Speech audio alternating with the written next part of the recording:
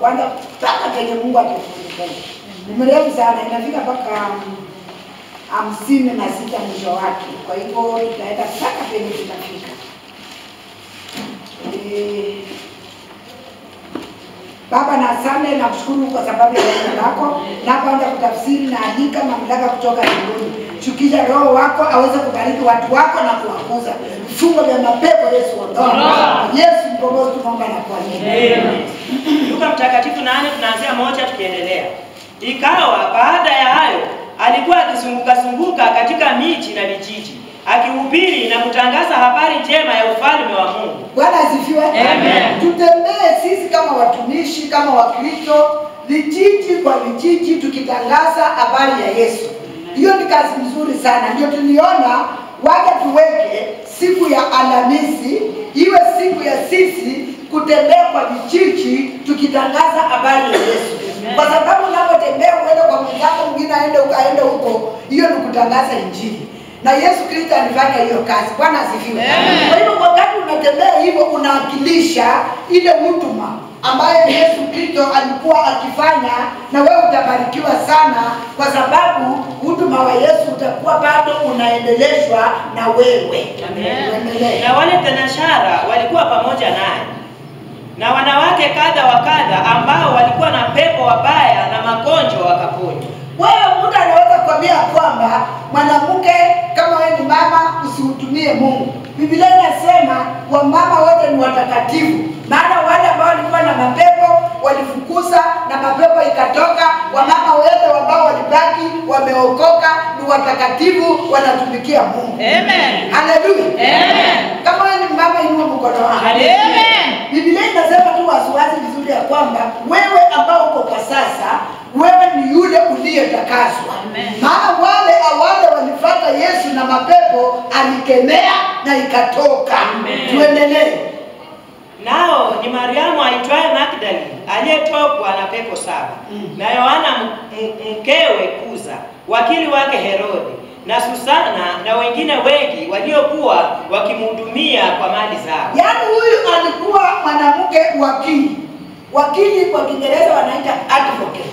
Kwa Kiswahili wakili. Munuluya omununuli. Omununuli. Bwana asifiwe sana. Amen. Hiyo yote alikuwa anatembea na Yesu kama wakili, lakini alikuwa na mapepo 7. Haleluya. Amen. Hata sisi tunatembea saa nyingine hapa na washirika fulani ama watumishi, lakini bado ana mapepo 7. Kabla haijatolewa lazima atakuwa mtu wa kusumbua kanisa. Lakini wakati unatoka na anatulia. Kwa hivyo wewe ambao ulitulia ilitolewa. Wale unaona bado wanahangaika bado mapepo 7 inawahangaisha katika maisha yako. Kwa hivyo ambia Mungu asante maana wewe umeshaotolewa hiyo mapepo na uko sawa sawa. Tuendelee. Mkutano mkuu ulipokutanika na wale waliotoka kila mji wakimjia, alisema kwa mfano. Kwanza alitoka kwenda kupanda mbegu zake. Naye alipokuwa akizipanda, nyingine zilianguka karibu na njia zikakanyagwa. Ndege wa angani wakasila. Wanasema kwamba mpanzi ambao jina lake ni Yesu mwana wa Mungu alitoka na mbegu na akaenda kupanda. Vile mimi nimekuja kupanda leo mbegu ambayo Yesu Kristo aliweka ndani yangu. Ile shamba ambayo nimetuma kupanda ndani yake ni wewe. Bwana Yesu asifiwe. Amen. Alipotoka akienda kupanda ile mbegu ilianguka, lakini yote unajua sisi hapo nyuma nilikuwa ninapanda hivi mboga. Sio lazima ulime mitaro. Nilikuwa tu ninalima alafu unarusha na inamea. Sasa yeye aliporusha hiyo mbegu, kuna ingine ilianguka kwa mwamba, ingine ikaanguka kwa udongo mzuri na ingine ikaanguka kwa barabara. Hiyo barabara ilikanyagwa na watu na ndege ikakula. Hiyo iliyoanguka kwa barabara na watu ndege ikakula ni wakina nani? Hao watu bado wako kanisani. Yaani neno lolote hakuna lenye linafundishwa na wanashika. Bwana asifiwe sana. Hata ufundie nini atashika. Kwa sababu yeye ni kama mwamba. Kichwa yake ni ngumu. Mapepo imemfunga. Hawezi kushika. Haleluya. Wewe ambao unashika nimekwambia hebu beba mkono vile ulifundishwa Ijumaa ukashika, wewe ni ile mjanga mzuri. Amen. Kila neno linapohubiriwa huwa unachukua moja mbili na unaiweka katika moyo wako na unaanza kuifanyia kazi. Wewe ni shamba mzuri. Bwana Yesu asifiwe. Na wale ambao ndege imekula ni wale watu wanapotoka kanisani, anasikia neno, alafu anapikiwa simu, anasema fulana amenipigia, akasema bebe huyo sasa ndege ilikula kitambo hana kitu. Bwana Yesu apewe sifa. Tuendelee. Nyingine zikaanguka penye mwamba, zilipomea zikakauka kwa kukosa rutuba. Nyingine zikaanguka kati ya miiba, na miiba ikamea pamoja nazo ikasisonga. So unaona, yani wewe kama utakosa kuendelea na mafunzo ya kiroho, umeokoka, umebatizwa, lakini umekaa tu huko, unakuja tu Jumapili, hauendelei na mafundisho. Wanasema kwamba maneno ya dunia ni mengi, matatizo ya hii dunia ni mengi, itaanza kuingia ndani yako, kukusonga, alafu inakutoa kwa njia. Unasema hata naenda nini kanisani, wacha tu nikae nyumbani. Lakini unafaa kuendelea kukuja na kupata mafundisho. Hiyo mafundisho sasa itakupa imani ya kuendelea kusimama katika maisha yako ya wokovu. Bwana Yesu asifiwe. Lakini wale ambao walipandwa na wakuendelea na mafundisho, hao watu walishindwa na wakaanguka na wakapotea, wakatoka katika njia ya Bwana. Sasa wewe sijui uko upande gani? Endelea bwana. Nyingine zikaanguka penye udongo mzuri, zikamea, zikazaa moja kwa 100. Alipokuwa akinena hayo, alipaza sauti akisema, mwenye masikio ya kusikilia na asikie. Yaani wewe wakati uliokoka, wakati tu Mungu alikuita na akakukomboa, umeleta nani katika nyumba ya Bwana? Bwana asifiwe sana. Maana anasema kwamba hiyo mbegu nzuri ilimea na ikazaa, ikaleta matunda. Sasa ikaongeza 1 mpaka 100. Haleluya. Amen. Tangu wewe uokoke, umejahubiria mtu yoyote ukampeleka kwa Yesu? Hebu inua mkono kama umehubiria mtu ukampeleka kwa Yesu. Inua tu, usiokoke. Inua. Mimi nainua yote, nimehubiria wengi nikiwaleta kwa Yesu. Bwana Yesu asifiwe. Amen. Sasa wewe ni mbegu mzuri, Mungu atakuongezea na kuongezea na kuongezea na kuongezea. Kwa sababu uliona dada yako alikuwa na uzito ukamleta kanisani. Uliona jirani yako ni mgonjwa ama na matatizo fulani, ulimleta kanisani. Bwana Yesu asifiwe. Ulipita tu muda amekaa kwa barabara ukamleta kanisani. Sasa wewe ni ile mbegu ambayo kuna kitu ndani yako umeshika. Na ile kitu ambayo umeshika ni neno, na hilo neno linaendelea kuzaa kupitia kwako, kwa sababu watu wenye umehubiria wanaongezeka. Haleluya. Amen. Wale ambao walibeba mikono jipigie makofi. Jipigie makofi kwa sababu wewe. Haleluya. Amen. Wewe ni mbegu mzuri, umeleta watu kanisani. Endelea pale. Wanafunzi wake wakamuuliza maana yake nini mfano huo. Akasema, ninyi mmepewa kusijua siri za ufalme wa Mungu, bali wengine kwa mifano, ili wakiona wasione na wakisikia wasielewe. Yaani hiyo ni shida ambayo inasumbua kanisa. Haleluya. Amen. Watu wanataka tu wakiwa kwa kanisa wafanane. Hakuna. Kuna watu watakuwa kwa kanisa na wasikii chochote. Kuna watu kwa kanisa hata wajui wako wapi. Na kuna watu kwa kanisa wanasikia kila kitu ambacho wanafunzwa. Bwana asifiwe sana. Na kuna watu kanisani ambao hawana kipawa chochote, lakini wana imani ya kuja katika nyumba ya Bwana. Na kuna watu Mungu amewapea vipawa ya kutumikia kanisani. Bwana Yesu asifiwe. Hiyo mambo yote iko wapi? Kanisani. Haleluya. Amen. Wewe usipojiandaa na kujitahidi, wewe peke yako na Mungu wako, utaanza kuiga fulani na utajikuta uko katika hali mbaya. Hali mbaya. Kwa mfano, wacha tupeane mfano alafu tuendelee kusoma. Kama unapenda mtu sana na huyo mtu ni mgonjwa sana, na apelekwe anaitaka ICU, apelekwe ICU, sio? Huko uwe awe mama yako, awe baba yako, awe mtoto yako, anabaki huko peke yake. Haleluya. Amen. Wewe ukaenda huko, anabaki huko peke yake. Huko ama nyinyi mnangojea wagonjwa huko? Bwana Yesu asifiwe. Amen. Sasa wewe jua ya kwamba kuna wakati itafika utabaki wewe na Mungu wako. Amen. Ukijua hilo utapata mambo ya dunia. Amen. Utasikia sauti moja tu ambayo ni sauti ya Mungu. Amen. Kwa sababu itafika wakati utabaki wewe na Mungu wako peke yako. Bwana Yesu asifiwe. Amen. Na ukijua kwamba utabaki wewe na Mungu wako peke yake, hautafuata mambo ya mtu, hautafuata upepo, hautakuwa unapungukiwa na imani. Hata kama ni bwana yako akififia kiroho, wewe utafifia. Hata kama ni watoto wako, yaani utashika neno la Mungu kijako na Mungu wako. Haleluya. Amen. Ama hujaona hiyo maneno? Tunaona. Hata kama hujaona, nataka tukupeana mfano wa pili alafu tuendelee kusoma. Wale wamama ambao wanaendanga kufanyiwa operation wakienda kuzaa, kama umefanyiwa operation ya kupesa, ulikuwa huko na nani? Wanakufanyia kwa kitanda pekee, wewe na Mungu wako. Haleluya. Hivyo ndio vile wokovu huko. Wokovu inafaa wewe uokoke wewe na Mungu wako. Haleluya. Wokovu haitakikani kuika. Wokovu haitakikani kupishana. Wokovu haitakikani kufanana na fulani. Wokovu ni wewe na Mungu wako. Haleluya. Hao watu wenye wako hao na Mungu wao wataenda mbali. Maana watahangaika kwa hii dunia. Bwana Yesu asifiwe. Watakuwa na msimamo. Na kelele za huku na huku hawasikiani. Ni hao na Mungu wao. Haleluya. Ama namna gani? Tunataka tupate. Hiyo ni mafunzo. Najua mimi nikifundia wanafundia vizuri kuliko kuhubiri. Kuhubiri naendanga kufunza naenda na utaratibu. Ama hujamsoma usome leo. Haya. Na huo mfano maana yake ni nini? Ukisoma unasema mstari fulani. 11. Na huo mfano maana yake ni hii. Mbegu ni neno la Mungu. Wale wa karibu na njia ndio wasikiao, kisha huja Ibilisi akaliondoa hilo neno mioyoni mwao, wasije wakaamini na kuokoka. 13.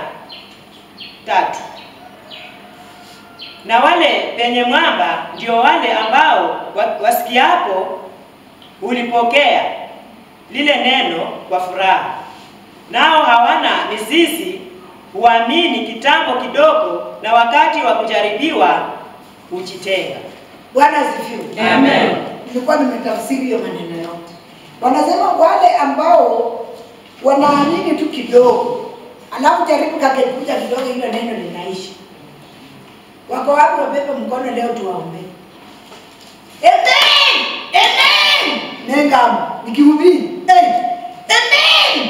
Lakini akitoka hakuna kitu atashika. Bwana Yesu asifiwe. Amen. Watu kama hao wako ama wako? Wako. Hiyo ni shida uko nayo, ni shida kubwa kwako sana. Yaani haushiki chochote. Amen ni kubwa kwako sana, mhubiri akihubiri, lakini haushiki. Hebu hakikisha ya kwamba kila kitu ambao wanafunza unafuatilia kwa makini. Wanaita kwa Kiswahili makini. Yaani kuwa makini kabisa kujua leo Mungu anasema nini. Moyo wangu nimekuja hapa umefunjika. Nimekuja hapa mwili ni maumivu. Nimekuja hapa sina chakula. Nimekuja hapa sina school fees. Nimekuja biashara imeanguka. Waje nifuatilie hii mafundisho. Nione ya kwamba inaweza kukuza mimi wapi. Haleluya. Na mahali popote ambapo itakukuza, hapo ndio Mungu alitaka usikie leo. Usitafute ile na ile. Mahali popote itakukuza, hapo ndio Mungu alikuleta usikie. Shika na ufanyie kazi. Tuendelee. 14. Na zilizoanguka penye miiba ni wale waliosikia, na katika kuenenda kwao usongwa na shughuli na mali. Yaani unaomba Mungu kama mimi. Unaomba Mungu akupee kitu, alafu unashinda tu kwa hiyo kitu. Kama ni biashara sasa tukatuka kila asubuhi saa 11 patuka. Umesahau uliomba wapi? Kanisani. Bwana asifiwe sana. Unafikiria tu ukifunga duka yako itaanguka. Funga tu kaenda kanisani. Ukitoka kanisani fungua. Kama mimi niliomba miaka kutoka 2011 kama natafuta radio. Sasa hivi kwa nani hata siendani kwa kuhubiri kwa radio. Bado naomba Mungu lazima niende kanisani. Sihubiri huko. Lakini nilitafuta miaka mingi zaidi. Bwana asifiwe sana. Usiwe mtu ambao yani Mungu akisha kubariki. Sasa ni hapo tu. Ng'ombe yangu imezaa, ng'ombe yangu imezaa. Sasa tuache kanisa ng'ombe imezaa. Bwana Yesu asifiwe. Haleluya. Mtoto yangu ni mgonjwa. Mtoto kama huko hawezi kufa tu na kuacha, enda kanisani. Haleluya. Haleluya. Kwanza vitu zote kwanza enda kanisani. Maana wewe unajua kila kitu ulipata kanisani. Tena unawacha kanisa. Haleluya. Sasa wewe ndio unasema wewe ndio ule ulipandwa na miti vikamea vikakuwa kubwa. Alafu vikakushinda na akili. Alafu ukakwama pale. Kwa hiyo ukiamka tukiona watoto. Hicho kwa niombea nikapata watoto. Watoto wangu. Sasa unajidai kulea watoto. Hata umesahau matibabu kukuja na kuendelea kupiga magoti ili hao watoto waonyeshe kanisa kila Jumapili. Ili hao watoto waendelee kuwekewa mkono wakiombewa. Umesahau. Bwana Yesu asifiwe. Wanasema hawa ndio watu wenye wako hapa kwa hii Biblia. Endelea. Na anasa za maisha haya wasiivishe lolote. 15. Na zile penye udongo mzuri ndio wale ambao kwa unyofu wa wema wa mioyo yao husikia neno na kulishika, kisha huzaa matunda kwa kuvumilia. Bwana Yesu asifiwe. Yaani matunda ya kiroho huwezi kuzaa hivi. Uzaa matunda kwa kuvumilia. Kila mtu sema, nimekwambia leo tunafundishana. Bwana asifiwe. Ijumaa nilifunza tena leo nafunza. Haleluya. Uzaa matunda kwa kuvumilia. Uzaa matunda kwa kuvumilia. Uzaa matunda kwa kuvumilia. Yaani huwezi tu pata kitu hivi. Kulishindiwa onyone. Pako mundu okuivira nendo kusaya. Lakini ukitaka vitu haraka wewe utapata vitu haraka tena inatoka haraka. Haleluya. Alafu usizoee sana. Ati kwa vitu zako zenye unafanya kwa sababu ya kusaidiwa. Huyo mtu bila atawaje tu kusaidia na hiyo mambo inaishia hapo. Fanya vitu zako hata kama ni kitoko lakini yako. Yaani haina haikusumbui. Haleluya. Kuna mtu mwingine ananiambia fresh. Kama unafanya vitu zako tu hata kama ni ngumu namna gani, lakini ni vitu zako za kusaidia wewe, huwezi pata pressure. Si ndio? Lakini ukifanya vitu unataka kupishana na watu ama unataka uitwe fulani, utapata ugomvi sababu lakini kama ni yako hata iwe ngumu utabeba tu, lakini unasikia tu uko sawa. Haleluya. Utangangana tu lakini unaona uko sawa. Kwa hiyo huwezi kupata ugonjwa kwa kitu ambacho ni yako. Jipigie makofi. 16.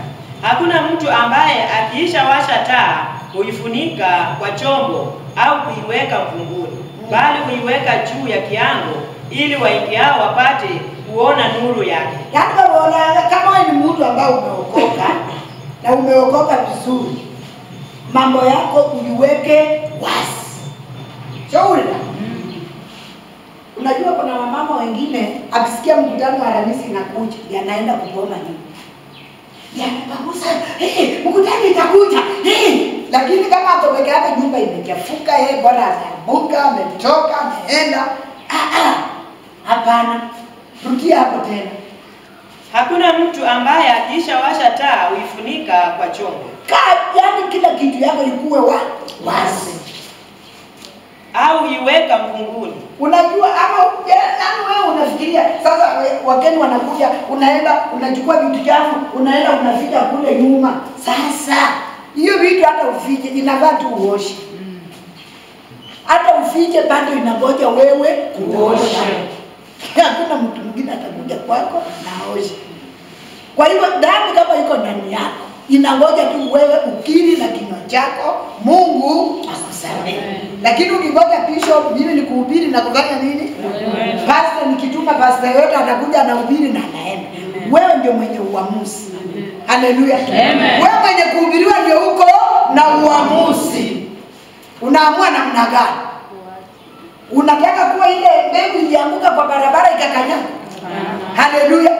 Unataka kuwa mbegu ile ambayo inazaa na ikaongezeka ikakuwa 100 na kitu? Haleluya. Wewe nimekuuliza umeleta watu wangapi? Maana kuna watu hapa hatajawahi kutia mtu hata mmoja. Hapo ama yuko. Hata ule roho aje, hata mwenzake anatezeka tu hapo simuonyesha kia. Amwambie kuja tuende. Mimi nilienda kanisani, nilikuwa hivi, wakaniombea nikabarikiwa, kuja tuende. Hawezi tia mwenzake moyo. Haleluya. Amen. Unajua hiyo ni roho ya wivu. Unajua hiyo ni pepa ambayo nimekufunga usionyeshe watu wa Mungu njia. Biblia inatuambia sisi ni wa kutembea vijijini. Tutafute wale waliopotea tukiwaleta katika nyumba ya Bwana. Kwa hiyo usiwe mfifu wa kutembea mikutano ya nyumba kwa nyumba. Usiwe mfifu wa kutembea ukikuja hapa Ijumaa katika mkutano wa maombi. Usiwe mfifu Jumapili ndio siku yako ya kufua, saa 4 inafika bado unafua. Na unajua hiyo ni siku ya mkutano. Siku ya mkutano waje ujipange ikuwe siku ya mkutano. Bwana asifiwe sana. Fanya vitu zako zote Jumamosi. Jumapili wewe kuamka tu na roho safi na unaimba na umefurahi, unakuja kanisani na roho safi upokee baraka zako. Haleluya. Amen. Tunaelewana kweli? Aendelea 17. Kwa maana hakuna neno lililostirika ambalo halitafunuliwa. Wanasema hakuna neno ambalo sisi binadamu tunaweza kufanya ambalo halitafunuliwa. Kila neno ambalo tunafanya litakuja kufika mahali lazima lifunuliwe. Haleluya. Amen. Nani kama wanamehua mali. Na hiyo maneno yenye unafanya mabaya unafikiria ati haitajulikana. Kusikia hiyo mstari vizuri. Hakuna neno tutafanya sisi binadamu na liwaje kujulikana. Hata imalize miaka mingapi itakuja kujulikana. Na sana sana kwa mama ndio huwa wanajulisha hiyo maneno kwa haraka. Hata naomba leo kwa haraka wa mama. Haleluya. Amen. Mimi hata ukienda kufanya counseling and guiding kwa mume hadi sina bwana yake, bwana atafundika haraka, lakini wanawake hawafundikani. Si ni ukweli? Ama si ukweli? Yaani sijui wanajiona hao ni nani katika hii dunia. Afundiki. Baka rija kidogo, kama niera nitaenda. Lakini mzana hapo alisha kule imeisha. Kwa hivyo Biblia inatuelekeza vizuri sana. Haleluya. Amen. Hakuna neno litafanyika na litajulikana.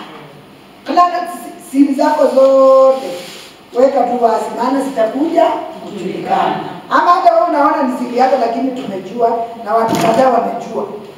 Wewe unafikiria kuna hii siri kwa hii dunia watu wakose kujua. Ikiwa mtu akitaka kushika ndege inalala usiku.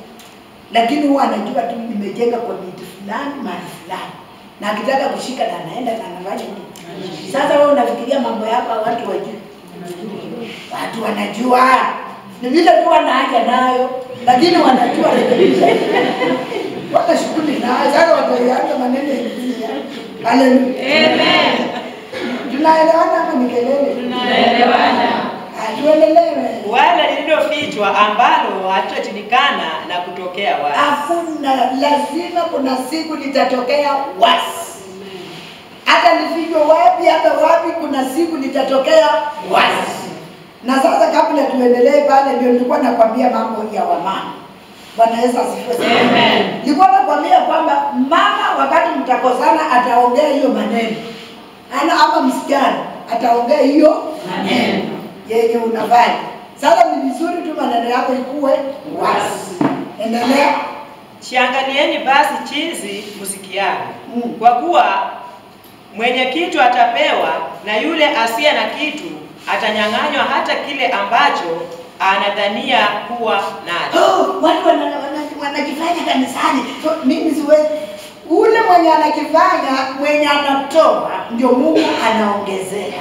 Kwa sababu mwenye kitu ndiye atakayeongezwa kitu. Na mwenye ana hata ile kitoka hapo nayo mwizi ataiba. Ulisikia mama mwingine akitoa ushuhuda Krismasi alikuwa na chakula, alikuwa tu na mrere na tena akakuta mtu ameiba hiyo nyumbani. Hiyo ndio alikuwa naye na ugali na ameweka hapo, anajua kwamba akitoka kanisani atapika ugali na mrere na watoto wake. Na akatoka hapa kanisani penye alikuwa ameenda kushirika akakuta tena mrere imeiva. Bwana asifiwe sana. Sasa yule akona yeye alikuwa ana kitu na tena yenye alikuwa nayo akanyang'anya. Lakini kama uko utaongezewa kitu. Haleluya. Nakwambia tuko kwa darasa ama unifuatilie. Haya, 19. Wakamwendea mama yake na ndugu zake wasiweze kumkaribia kwa sababu ya mkutano. Yaani kuna weka bidii sana. Kuna watu watatamani kufika penye umefika lakini hawatafika. Maana Mungu atakupeleka kiwango cha hali ya juu. Na kama si wewe, mtoto wako mmoja, wawili watapelekwa kiwango. Bwana asifiwe sana. Sasa watu watakuwa wanatamani kujua ulifanyaje ukafika mahali fulani na watawahi kujua. Maana wewe kazi yako ni maombi na kufunga na kumuita Bwana na kumlalamikia, kumwambia shida zako na akakutendea. Haleluya. Haleluya.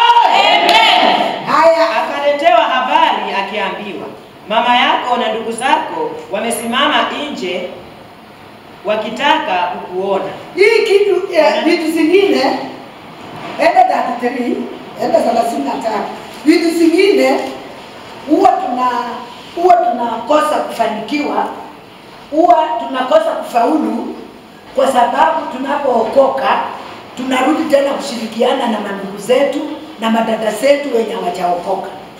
Kwa hivyo katika ile hali ya kukaa maongezi, vitu zenye wanataka tufanye na zenye sisi Biblia inasema tufanye zinakuwa tofauti. Bwana asifiwe sana. Sasa Yesu aliwaambia ndugu zangu ni nyinyi. Hata mimi ninapenda sana kanisa. Si ati ninajidanganya. Najua nyinyi ndio watoto wangu. Amen. Na huwa najifunia. Amen. Bwana asifiwe sana. Amen. Na wewe unajua unajifunia kama mzazi wako wa kiroho. Haleluya. Amen. Kwa sababu aliwaambia baba, ndugu yangu ni nani, mama yangu ni nani? Hawa wenye Mungu amenipea ndio ndugu zangu, ndio watoto wangu. Naona nijibu vizuri. Lakini sisi huwa tunajichanganya sana. Ambia mwenzako waje kujichanganya. Enda 33 nasema hivi, pepo wakamtoka mtu yule, wakawaingia nguruwe, nalo kundi lilitelemka gengeni kwa kasi, wakaingia siwani wakafa maji. Kuna vitu zingine wewe mwenyewe unaweza tu control. Sio lazima askofu akwambie. Si ndio? Vitu viroza vya mwenye ndio sasa hii kitu ninakula ya nini? Angalia hapa kila mtu. Bwana Yesu asifiwe. Amen. Utaona sasa hii kitu itanisaidia nini? Kama ukikunywa pombe inakusaidia nini? Inakusaidia kukuumiza kwa sababu wewe uko tu vizuri. Wakati unakunywa tu pombe kidogo unaanza kutembea na kuanguka. Na wewe mwenyewe ndio umekunywa. Ungekuwa hujaenda huko ungekuwa na akili fresh. Akili yako ingekuwa fresh mind. Lakini kwa sababu ulienda ukaweka kitu ikafanya akili yako mwili imekongwa, hata nguvu hauna. Sasa si lazima tubiri waje uchawi, waje ulevi. Sio mnajua ni mbaya. Inafaa muache. Haleluya. Kwa sababu ni vitu ya kuleta madhara kwa maisha ya wanadamu. Na wewe itakuletea madhara kwa maisha yako. Kwa hiyo wacha. Haleluya. Amen. Tuendelee. 34. Wachungaji walipoona lililotokea walikimbia, wakieneza habari mchini na mashambani. 35. Watu wakatoka kwenda kuliona lililotokea, wakamwendea Yesu, wakamwona mtu yule aliyotokwa na pepo ameketi miguuni pa Yesu, amevaa nguo, ana akili zake. Bega washo, mwambie kuanzia leo ukirudi. Haleluya. Huyo mtu ambaye alitolewa pepo. Bwana Yesu asifiwe. Amen. Akarudi kuwa mtu mzuri, anametameta, amepona, akakuwa smart. Mpaka watu wakiangalia wanafananisha ni dada yake ama ni yeye. Bwana asifiwe. Amen. Lakini yeye ndio alikuwa tu yeye, Mungu amemsafisha, amemtakasa na amembatilisha. Pia sisi tukikuja hapa Mungu atuoshe, atubadilishe, atufanye kuwa wapya, watu watufananishe. Haleluya. Wakifikiria ni sisi wanasema hapana, yeye hakuwa mnono hivyo. Hapo kalikuwa kebamba. Kumbe ni mimi nimenona. Haleluya. Tena unajua kama uko vizuri umetakaza tena hata kama wewe ni mweusi hapa unawaka kidogo. Kama huyo unaona ni mweusi lakini anametameta. Bwana Yesu asifiwe. Huyo Geoffrey. Sasa wanakuambia kwamba hivyo, yani Mungu akisha ingia ndani yako, hata hapa kunapatilika. Lakini watu ambao wanajificha kanisani, unaonea tu wamebaraka kubaraka. Kwa sababu anasema Yesu ni Bwana, Yesu lakini ni mchawi. Yesu ni Bwana, Yesu ni Bwana, ni msharati. Yesu ni Bwana, Yesu ni Bwana, amebeba janga kwa tumbo. Sikuna Wakristo wengine wanaendanga wananunua janga, anaenda kukunywa nyumbani ndio halale watu wasijue. Na Mungu hajajua. Amejua. Endelea. 36. Na wale waliokuwa wameona waliwaeleza jinsi alivyoponywa. Yaani watu wanaona maisha yao. Wataeleza watu vile ulikuwa una nyumba, Mungu akakupea nyumba, vile ulikuwa ukiteseka, Mungu akakusaidia. Wacha tu watu watoe ushuhuda wake, hata wewe tulia tu. Haleluya. Kwa sababu hao watu wanakujua hukumu ambao ulikuwa unapitia. Bwana Yesu asifiwe sana. Tumeona hapa lawyer mzima alikuwa amewekwa kusaidia Yesu Kristo, kutembea na Yesu, lakini hapo na mapepo sana. Haleluya. Wewe usipotubu vizuri, wewe ni mshiriki, lakini uko na mapepo sana. Ndio inakuhangaisha wakati mwingine kiinuka. Huwezi jua ni wewe. Hata kuuliza Mungu, hii mapepo saba inakaa ndani yangu inafanya kazi gani? Hii mapepo saba ndio inafanya saa yote napenda kukasirika. Hii mapepo saba ndio inapenda natoroka kila wakati kwa ndoa yangu. Hii mapepo saba ndio inafanya naenda kwa wakanga. Uliza Mungu. Bwana asifiwe sana. Ambia Mungu naye atakusaidia. Nikia Bwana Yesu makofi. Mungu akufanyia hivi kweli.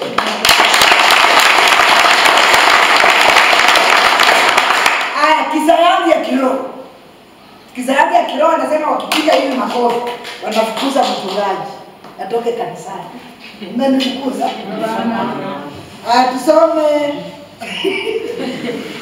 Tusome mstari wa mwisho wa 55 alafu 56 na hiyo ingine utajisomea. Kwa sababu ya saa yetu ni ya kuenda. 55 to 56. Roho yake ikamrejea, naye mara hiyo ikasimama. Akaamuru apewe chakula. 56. Wazazi wake wakastaajabu sana, lakini akawakataza wasimwambie mtu lililotukia. Bwana asifiwe sana. Roho yake ikamrudia, watu wenye walikuwa hapo wakashangaa. Maana yule mtoto ambaye alikuwa amekufa ameamuka na anaomba chakula. Wewe ambaye ulikuwa umefinyiliwa na mapepo ya uchawi, umefinyiliwa na majini, umefinyiliwa na shida mbalimbali, inuka leo katika jina la Yesu na ukataa hizo nguvu, ukataa hiyo mapepo, ukataa hiyo kisirani. Mwambie Mungu simama. Utawaponya kuanzia leo, maana wewe ni Bwana. Pepo na magonjwa ndani yao na amrisha. Wewe ni shetani na magonjwa yako. Una mamlaka inaziwa na moto shetani. Toka. Magonjwa toka. Kwa jina la Yesu toka. Uenda kuzimu toka. Uenda jana toka. Hapo watakasa waponya wanaposimama wamepona. Ni kwa Yesu mkombozi mama na kwa. Sunday school.